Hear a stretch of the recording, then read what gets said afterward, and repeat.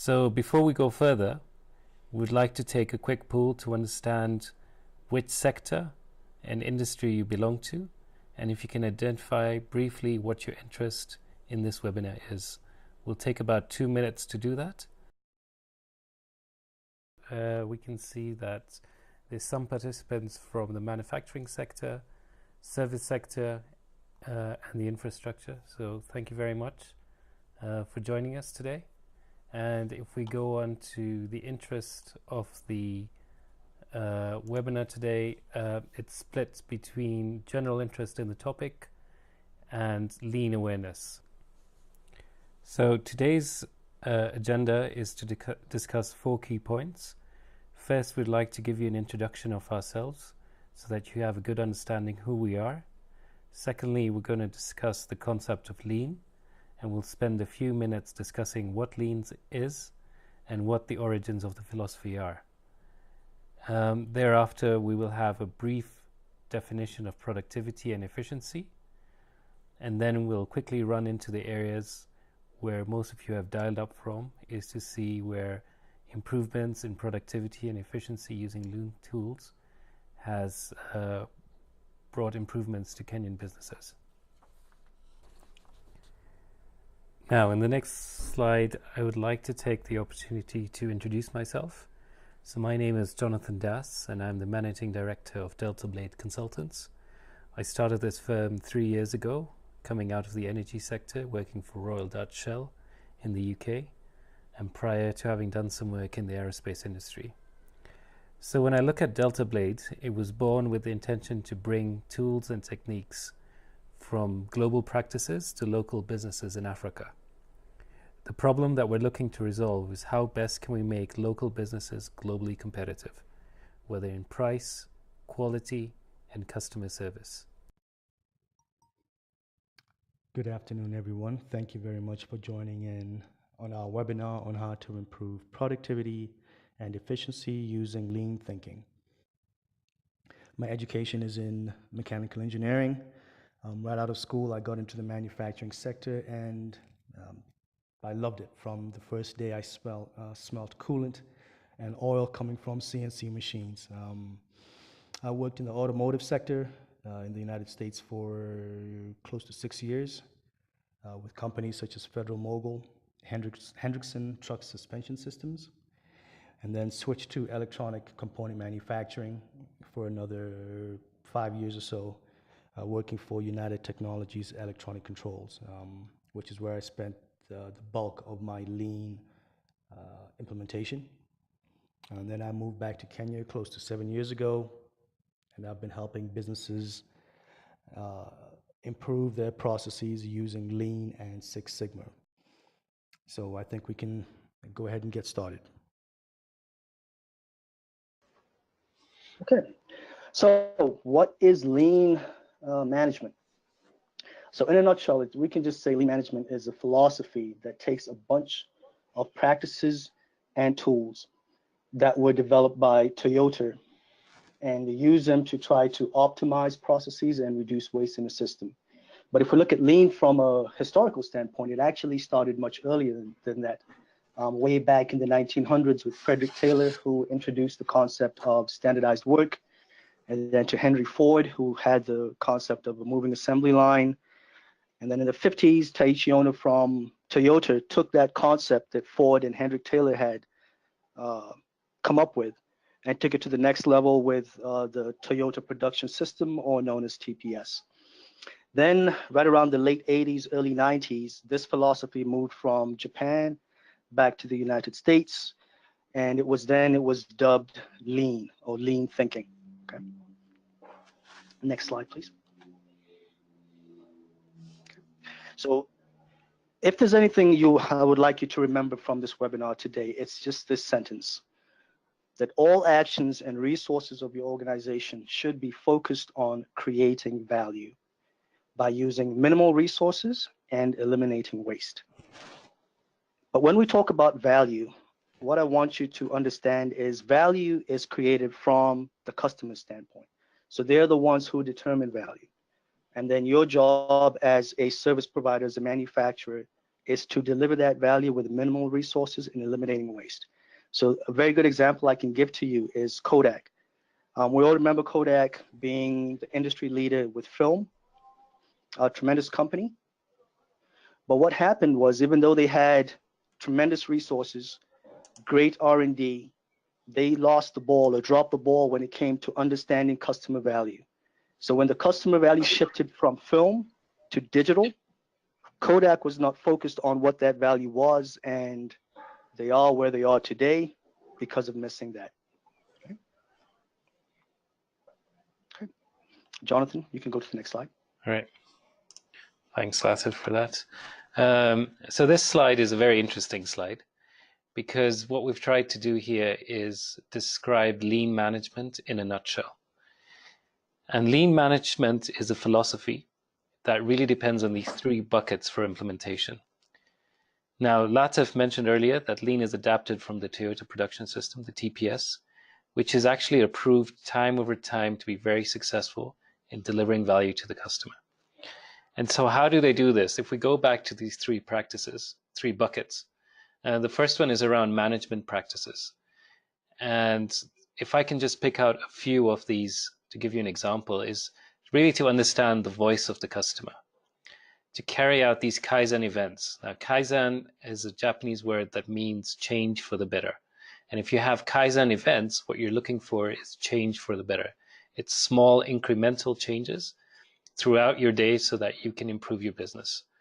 If you combine the management practices with the principles and values around improving customer value, a just-in-time approach, using visual management, and then having a value of respect and strive for perfection, what you create is a very powerful philosophy that is able to change organizations. Now, combined with these two big buckets, there's also the process tools. And these are the little tools that the Japanese, especially in Toyota, have implemented throughout their production line. And to just name a couple of them is looking at data collection. How can we look at collecting data to understand what is happening in a process? And then using statistical tools to be able to analyze that data, but also to plot it and see what is coming out of that data. Now, there are hundreds of tools here. We've taken some time to just note down a couple of them. And what the intention of this webinar is to look at 4 of these tools that we have implemented in a Kenyan environment that have actually brought significant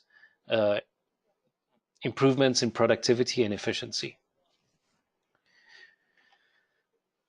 So on to my next slide before we go further. So that we're all on the same page, what I'd like to do is just quickly define what effectiveness, efficiency, and productivity is, and how we can use them to measure, use them as measures of delivering value. So what is effectiveness?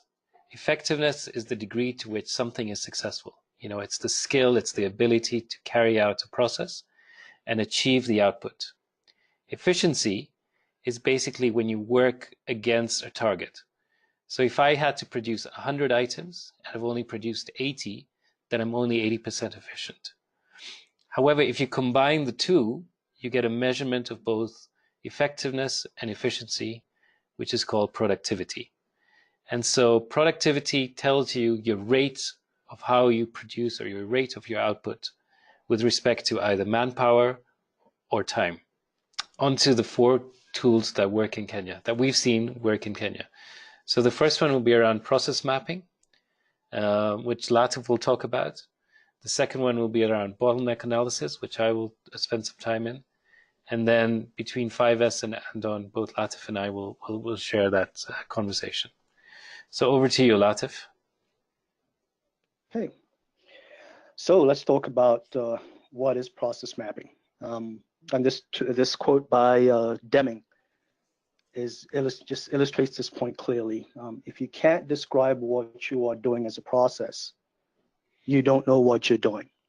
And I think all of us on this webinar living in Kenya have felt the impact of work not being done in a consistent way or not having defined processes. And we see this in inconsistent output, whether you're taking a flight and you're customer experience is different from day to day.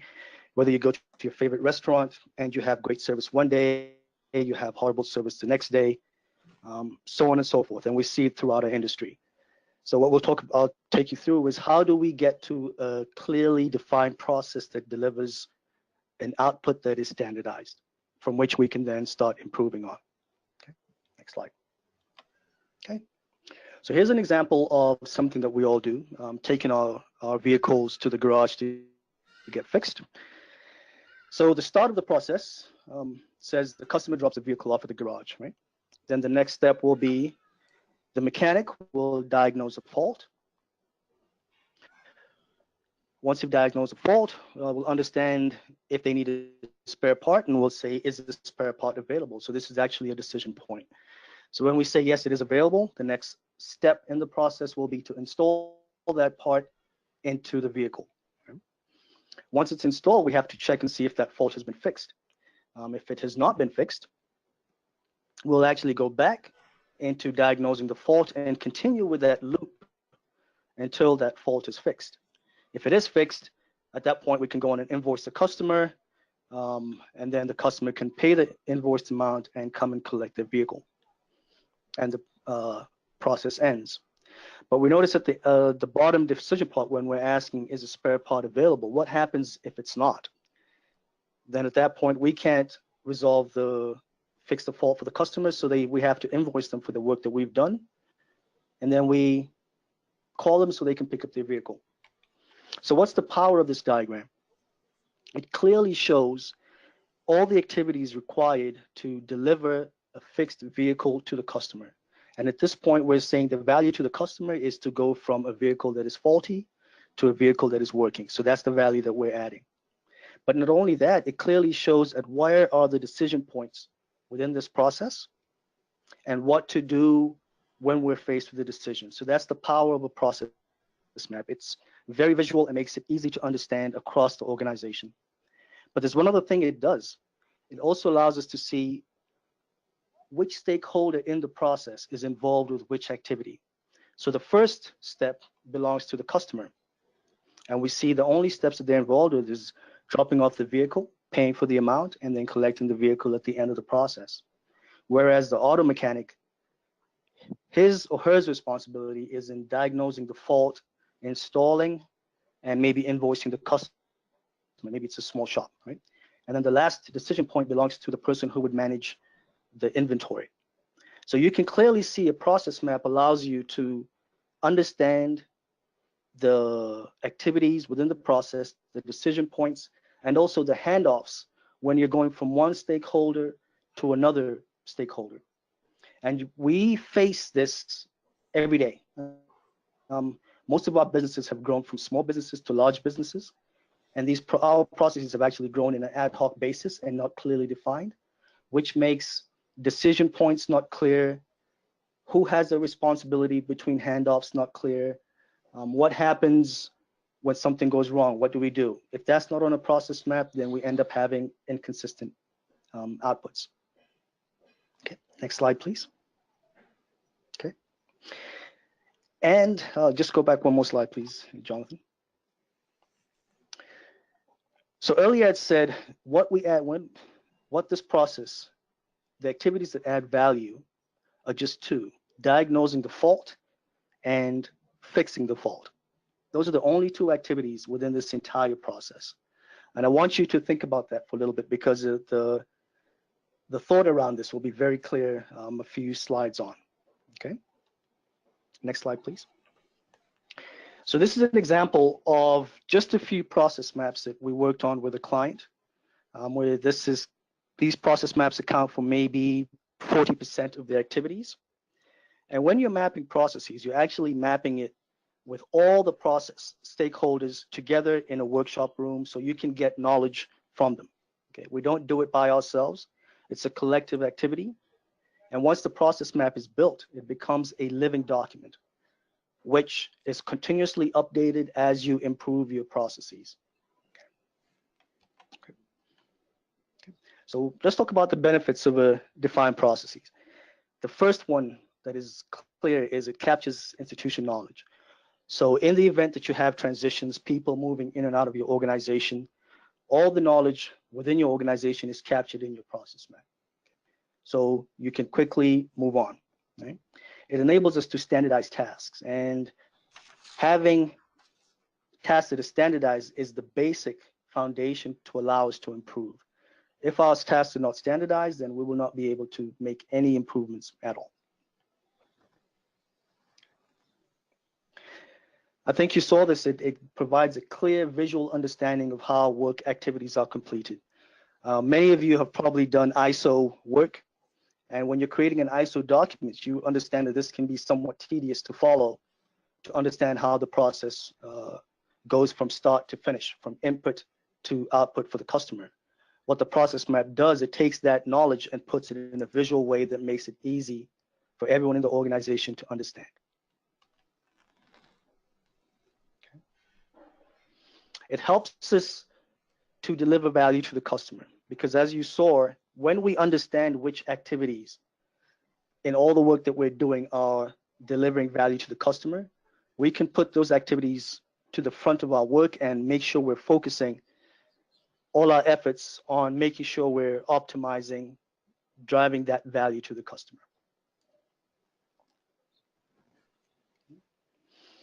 With the swim lanes in a process map, the swim lane is what shows which activities belong to which person. That allows us to create process ownership and accountability. Each person is clearly informed of what my responsibilities are within this process and what I have to do. And the last one is it establishes clear links between the customer needs and the operational activities. So we clearly know this is what our customer wants from us, and are we being effective in what we're doing in delivering that value? Okay. So now let's say we have our process. So we need to measure that process, because as Harrington says, if you can't measure it, you can't understand it. If you can't understand it, you can't control it. And if you can't control it, you cannot improve it. Okay? So how will we measure our processes? We measure our processes by implementing KPIs, or key performance indicators. Next slide. Okay. So we have our process here. So how are we going to measure this process to ensure that it delivers value to the client? So there are quite a few KPIs that we can look at. The first one, maybe we want to look at the overall time it takes to repair a vehicle, right? So from when the customer drops off the vehicle to when it's ready for collection, and we can measure that in terms of hours, right? The second KPI we may want to measure is to how much time are we actually spending inside the garage bay, because maybe that's where we're actually adding value, right? So we can measure that in hours as well. The third one we can measure is, are we repairing faults the first time we look at a vehicle, or how much time are we spending diagnosing a vehicle multiple times? And this one, I'm sure it's commonplace in Kenya. When you have a problem with a service provider, you have to go 2 times or 3 times to get it resolved. Right? And then the last KPI we may want to measure is, how often are we out of stock on parts? Because that drives our delivery of fixing a vehicle first, and not reducing that amount of time it takes to deliver a vehicle. So that's how we can measure KPIs within a process. Right. Thank you very much, Latiff. That was quite insightful. But I just want to share here a very typical scenario that we've seen is when people go to implement ERP solutions, whether it's an IT solution or it's a new computer system that comes into the business. And so being efficient is generally a very good thing. But if you're very efficient at doing the wrong things, then you're not effective. And so that's where process management and process improvement is very critical to your business. So if you end up automating bad processes, what it only allows is that you generate waste much quicker. And when I talk about waste, waste is something that doesn't add value. So it could be duplication of a process. And if you're duplicating that, then you're just duplicating it much quicker. So if we go back to Latiff's example, that he had given us before around the car garage. And we look at these two critical steps, which are highlighted in green, of diagnose the fault and install the spare part. These are two steps that we can call value add. And value add is basically things that the customer is willing to pay for. And if you look at the other processes that are there, like invoice the customer, customers are not really willing to pay for you to invoice them. They're really stuck on, are you able to diagnose the fault? And are you able to install the new parts inside? So when we look further into this process, what we've done here is taken some time studies to understand the different lengths of time for the different processes. And as we mentioned before in the previous slide, the two critical processes here are diagnosing the fault, which was about 30 minutes, and installing the new part, which is around 2 hours. So in actual fact, what you're only having to add value to the customer is 2.5 hours, which equates to 6% of the total time that the car is in the garage. The rest are split between essential but not value adding, so like invoicing, or basically just non-value adding activities like the car sitting in the parking lot, or people taking time to be able to, taking breaks or not being efficient to be able to do the work. So traditional activities really looked at, hey, listen, why don't we optimize and improve to the maximum, perfect the value adding activities? So diagnosing the fault and installing the new parts. Yes, we agree that's the place to look at. But what you also see is that if you take a lean approach, you also need to start looking at peripheral processes, like the essential but non-value adding activities like invoicing, non-value activities like waiting time. How can we reduce those activities so that we improve the efficiency of this process? Now, what I want to go into is our next tool that we deployed in Kenya, where we've something that's called bottlenecks and bottleneck analysis and elimination. So what I'd like you to do here is take a look at this process, and it considers a visit to a supermarket by, something that we've all done probably week on week. And the first part of the process, which takes about 10 seconds, is you're picking up your basket. The next part is you walk over to the bakery or the bread department, spend about 2 minutes there picking your bread. You then move on to the meat section. You spend about 7 minutes because it takes a little bit of time to select the choice of meat that you want and also get it packed. Then you walk over to the vegetables department, choose your vegetables. You obviously got to weigh them, get the stick and all that. So that takes some time. And then you spend the remaining 3 minutes very quickly running through the aisles trying to get your general products. And then bam, here you are at the till and spend a remaining 10 minutes. So I'm going to send out a poll just now, which I want you to answer this very simple question is, how many customers can this supermarket serve in an hour?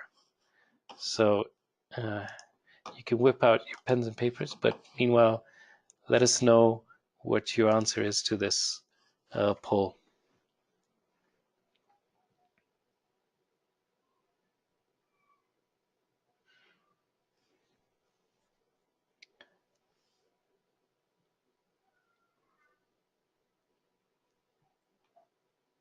Kindly answer if you want to. I mean, if you don't know, please just put you don't know.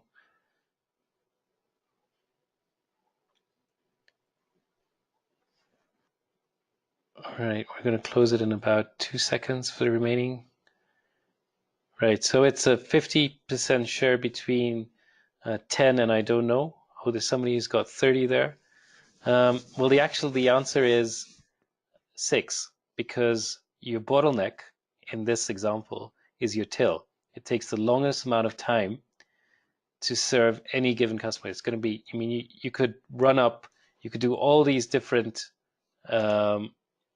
activities, but what you find is that if you don't focus on the bottleneck, which is the thing that takes the longest amount of time in the production line or in an assembly line or in a process, you wouldn't be able to resolve the problem. So the correct answer here is 60 divided by 10, which is 6 customers in an hour. So bottlenecks are not something new, and it's been discussed multiple times by a gentleman called Goldratt in his book The Goal. And as we indicated in the previous example, bottlenecks determine your throughput. So if you can identify what takes the longest amount of time in your process, that will determine what is your rate of output or your rate of customers that you can serve, or how many units you can produce. Now, what he also says is that if you attack stations and try and optimize them before the bottleneck, it's really not effective. And we'll look at that in the next slide. But I want to just dwell on two other points here, is that you need to make sure that your bottleneck is efficient, because your bottleneck determines how fast your inputs are going to be turned into outputs. And lastly, if you ever have a possibility that your bottleneck will break down, then you're in a bad position. Because if you think about it in the scenario that we just discussed, if the till decides not to work, what you're going to end up is just going to have this long line of people lining up before the tills before they can go home. So what I'd like to do right now is just run through a very quick example where we have had to look at bottleneck analysis and just share with you what we did. So this is a furniture manufacturing company in Kenya, and their process is very simple. It's a 6-step process. It starts by sewing, where they sew the wood. Then they edge it to get that nice finish around the ends.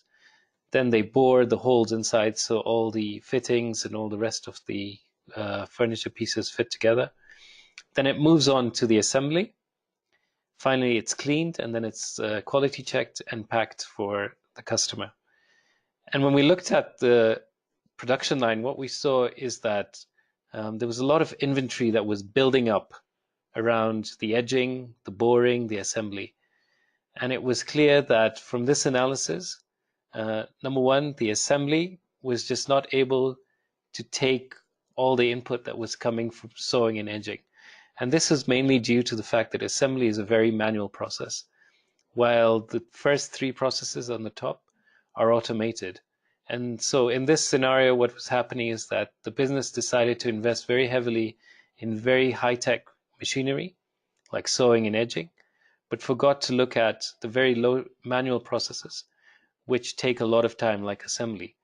So what we saw is that as things progressed, as orders progressed within the facility, there was a lot of inventory indicated here by these green triangles, which started building up around the assembly, before the assembly and the boring. Now this would seem very, very logic if you look at it from here, but from a manufacturer's point of view at that time, it was very difficult to understand what was happening. And what we did also understand is that the boring, the person at the boring was actually managing the amount of production in the line. So he was balancing the assembly. He didn't want the assembly to be overworked, so he was allowing a lot of inventory to build up. So my advice to one of you who run any businesses here is try and identify where that inventory is building up. Now, inventory could be like invoices building up. It could be orders building up which are not being processed, or it could just be paperwork that's building up. Try and identify where that is within your production line or your process, and try and attack that. So if we go back to this supermarket example, what is the way that we can improve this line, right? So we can improve the productivity on this by just creating faster tills, putting more staff at the tills, but there's a balance there between the cost and the productivity. But if you can manage to reduce the time that it takes at the till to 5 minutes, you're already moving the bottleneck upstream to the meat section, which is now the longest taking time at 7 minutes. So I'm going to stop there and ask if anybody's got any questions. Please submit your questions.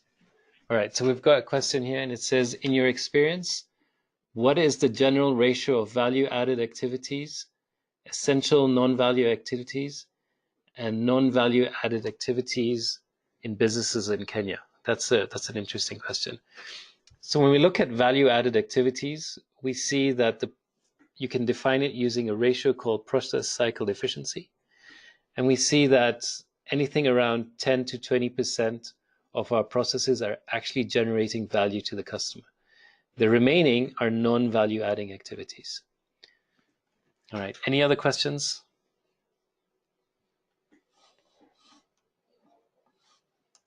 No, thank you very much for asking that question. Now I'll hand it over to Latiff to do the next part. Okay, so thank you for that answer about the ratio of value add to non-value add. So even with world-class companies, and world-class, we're talking like Toyota or GE, when they look at their ratio of value add to non-value add, you will still find it at about 20% to 80%. So understand there's a lot of work to be done on the non-value add that you can do to try to improve value, delivering value to the client. Okay. So let's talk about 5S. You may have heard about 5S, but 5S is the foundation for lean. Okay. Next slide, please, Jonathan.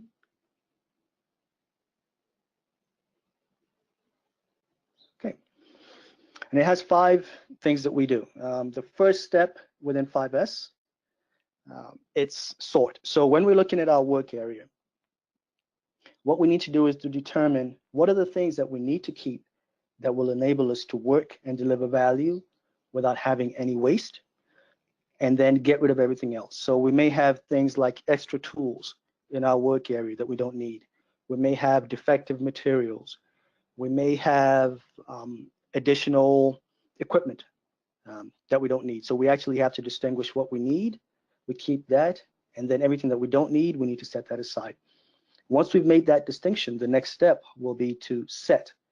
So this is essentially saying a place for everything and everything in its place. So this is looking at all the things that we need to do our work and setting them up in such a way that it enables us to work efficiently. So placing our tools in such a way that we can quickly grab the right tool that we need at the time we need it. Having the right computer there within a region that we can reach to very quickly. Right? Once we've done those 2 steps, then the next step is to shine, which is to keep the area clean for work. And the best indication for this is in a manufacturing environment. If your work area is dirty, it becomes very difficult for you to see when things are going wrong. So for example, if your machinery has a leak, if the floor is dirty, it'll be tough for you to understand where that leak is coming from. But if that floor is clean, you can spot a leak very quickly. Same thing if you're in an office environment. If your workplace is orderly, it'll be easy for you to spot when a new piece of work comes in. But if it's disorderly, it'll be difficult for you to know when that new work order has come in. Okay? Now, sort, set, and shine are the responsibility of everyone within the organization, right? All the way from the shop floor all the way up to management. But the last 2 steps really fall within management, because these last 2 steps are what help us create a culture of 5S. So once we've done sort and set and shine, the next step is to standardize. That is to ensure we have consistency and maintaining a standard of how we're doing things. So our 5S culture remains the same from person to person, shift to shift, location to location. Then the last one is sustaining. So creating some sort of discipline and procedures to ensure that we create that culture of 5S. Okay? And this also means celebrating 5S successes, because we have to have discipline, which comes from doing work well, but also celebrating and understand when we've come a long way, we need to celebrate in that success and continue building that as a habit. So we're going to go through an example of 5S at a manufacturing plant in Southern Africa. Next slide, please, Jonathan.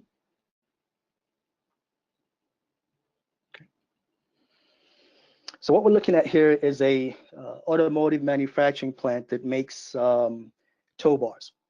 And the picture you're looking at is between 2 CNC machines, so computer numeric controlled machines that take metal rods, weld some metal pieces on the end of each rod, and then drill some holes for fittings.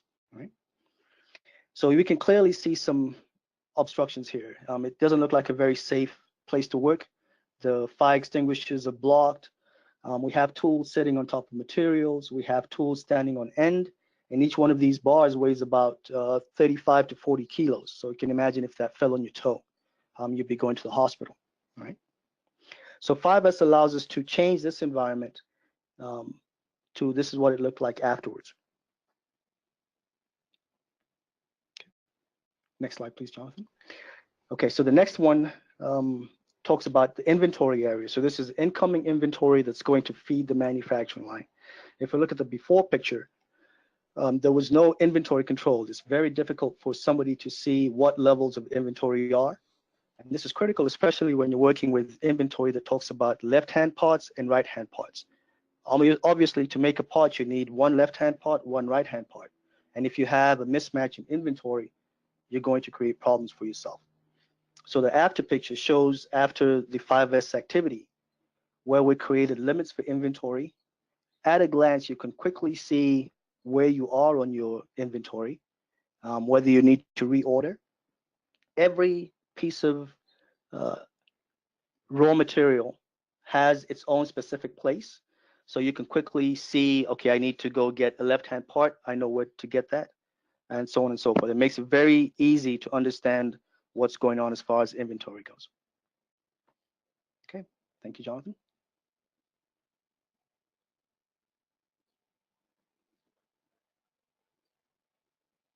Now, thank you very much, Latiff, for that. And now on to the last tool that we've used in Kenya. And this is the tool called the Andon. And basically, the Andon is it's a manufacturing term for a system used to notify the management, maintenance, or other workers of a quality or a process problem.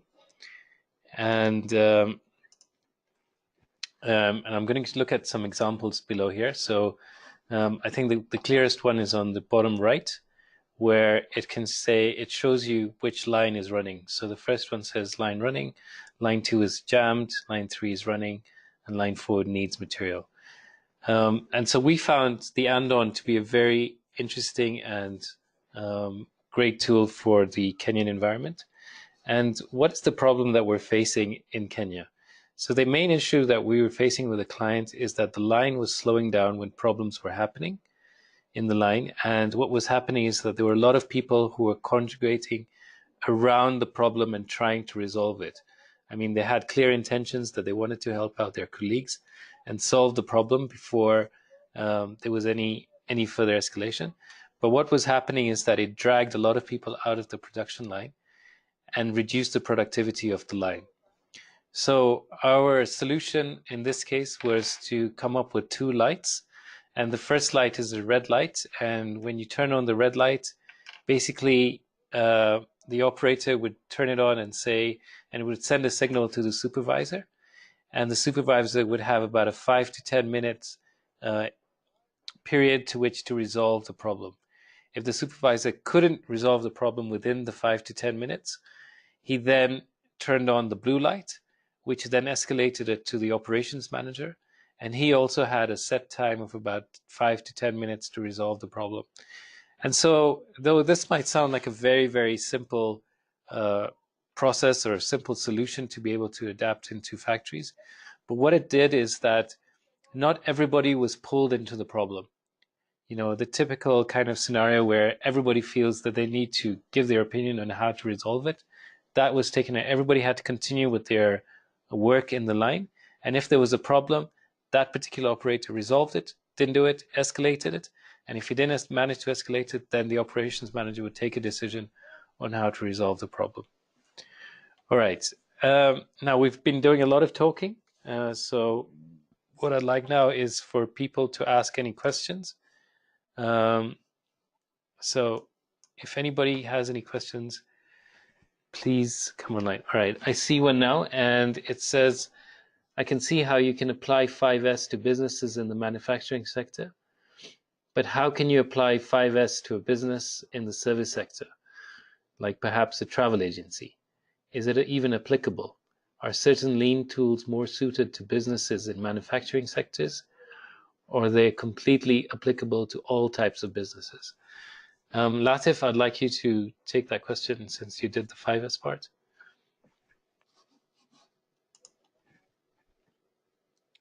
Yes, so 5S can be applied to the service industry, not to the degree that it can be with the manufacturing environment. So if you're in a travel agency, what you can do is say, what do I need to do my work well? So for example, you may need to have access to different types of information for the different airlines. And maybe you only serve 5 airlines, but the subscription service that you're subscribed to has 100 airlines. So you're wasting a lot of time trying to sift through to find the 5 airlines that you deal with. So yes, you can apply 5S. More often than not, it may be in the virtual sense, maybe in the digital sense, and not physically, like in the manufacturing uh, environment, but you definitely can apply 5S. And yes, there are lean tools that apply more towards manufacturing, and some of the lean tools that work better in the service industry.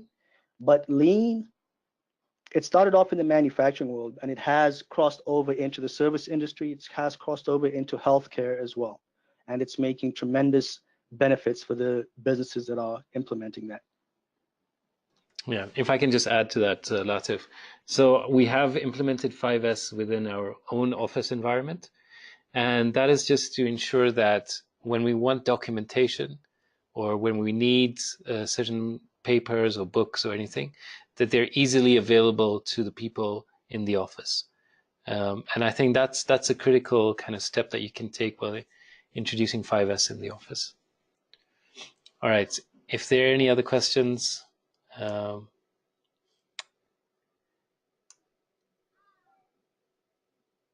okay, here's a question, and it says, how about sectors where tasks are unique? Is this around the implementation of lean and non-repetitive?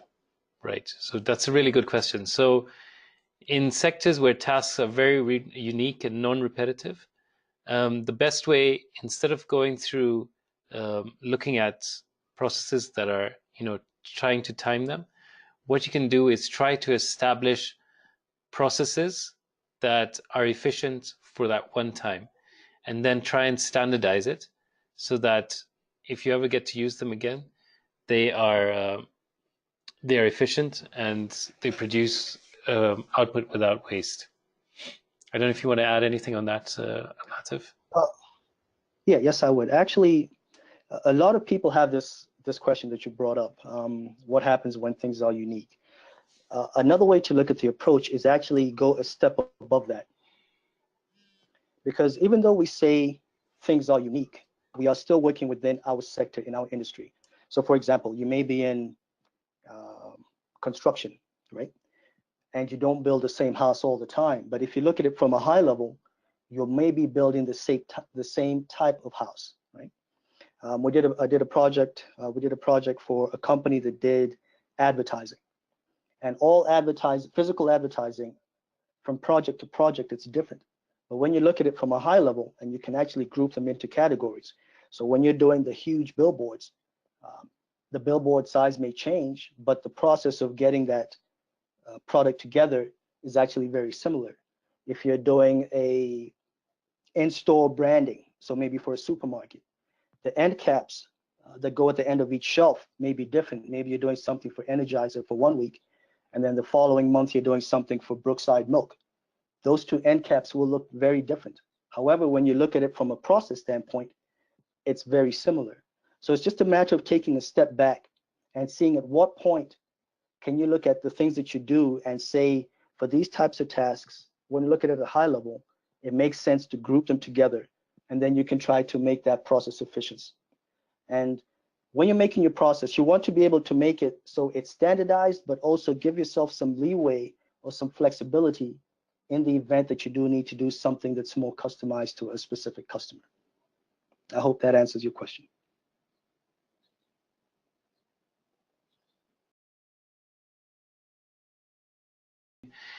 I heard that over-processing is a waste in lean, and I find it hard to believe that over-delivering can be damaging to my business. So at the beginning of this talk, we said that the customer defines value, right? So over-processing from a customer standpoint, when you give the customer more than what they're willing to pay for. What does that do for you as a business, right?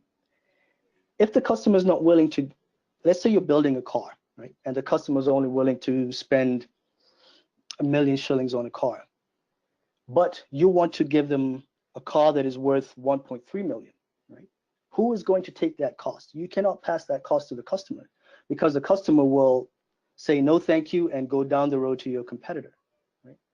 So lean is about making sure you deliver the value that the customer wants at the right price and when they want it, right? So that's why, it's counterintuitive to think that over processing is a waste, but you want to remember, when you're over delivering, that is a cost to you. You are spending resources to deliver something to a customer who is not willing to pay for it. You're better off taking that resource and putting it towards an area where a customer will be willing to pay for that. Latiff, thank you very much. Thank you all for attending this webinar. It's been great. I hope you've managed to understand a lot about lean and what lean is and what kind of differences it can bring to your business. But more importantly, you'll be able to take something back from this webinar and into your organization and improve it. Oh, hold on. I've got another question here. And it says, when implementing lean in my organization, is it best to use a third party or should I hire an in-house process manager? Right. So now, if I may, Latiff, I'll take that one. So my advice is that you should look to train up an in-house process manager, but the skills and the project experience that the process manager will require come from third parties. So it's a balance of taking both. So it's taking third parties to accelerate you on your journey to lean, to run some projects so that they understand, so that your process managers and your lean leaders understand how to drive projects, and then use the third parties to get the knowledge, and then subsequently hire an in-house process manager to continue your journey. That is the most cost-effective way to be able to implement lean in different organizations. I don't know if you agree with that, Latiff. I'll definitely agree with that. In fact, I like to think myself, instead of being a lean consultant, I like to think myself as a lean coach. What we're doing is just guiding, helping you to start your lean journey. And I say journey because once you start on using lean, you never stop. It will continue until your business keeps growing. Because once you reach your standard, you will reset your KPIs and hit a higher standard. So consultants or third parties in an organization are there to empower your employees to quickly scale up and learn lean so they can take it over and continue the journey themselves. All right, so I've got another question here is, how big do I need to be as an organization for me to consider applying lean methodology to my business processes? Do you want to answer that one, Latiff? If you're one person, you can start lean methodology. It's as simple as that. You can be a one-person business and you can use lean to apply, to get value, to drive value to your customers. You don't have to be a multinational corporation. You can start with 5S in your own home to improve value in your life. Jonathan, I don't know if you want to add to that. No, absolutely. I fully agree with that. So lean is indiscriminate of size. I mean, it's all about doing things efficiently. And the sooner you adapt the philosophy, the better your business is going to be for the next 50 to 100 years. Sure. And I'll just give you a quick tip. I don't know if any of you watch, I'm sure you may have Netflix at home. There's a very popular show out of Japan with a lady called Marie Kondo. And what she does, it has helped people look at their belongings and approach them from a lean perspective. So you can take lean and use it in your life, in your home, to ensure that you're adding value to your life, which is time and resources that you have. So you're only spending them on the things that matter to you and not on things that you may not need, a week from tomorrow, or, Yeah, get it. So I definitely recommend you check that out. Thank you. All right, good. I think on that, we're coming up to the end. The time is almost finishing. So I'd like to close the webinar here. I'd like to thank everybody for attending. Thank you for taking part in the polls. Thank you for showing your interest in the different areas. And thank you for signing up. I hope we continue this conversation. We'll be doing a couple more webinars in the next couple of weeks, months. So stay tuned, watch this space, and have a nice weekend.